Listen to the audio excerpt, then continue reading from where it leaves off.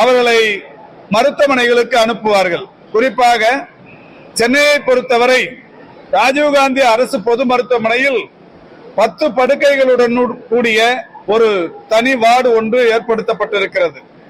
அதேபோல் கோயம்புத்தூரை பொறுத்தவரை கோவை அரசு மருத்துவக் கல்லூரி மருத்துவமனையில் 10 படுக்கைகளுடன் கூடிய ஒரு வார்டு இன்றைக்கு புதிதாக அமைக்கப்பட்டிருக்கிறது.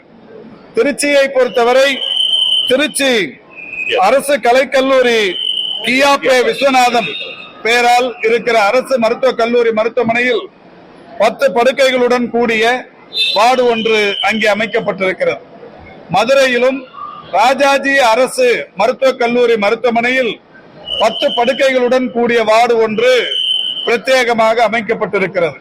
ஆக சென்னை, மதுரை, கோவை, திருச்சி ஆகிய 4 நகரங்களிலும் இருக்கிற பன்னாட்டு விமான நிலையங்கள்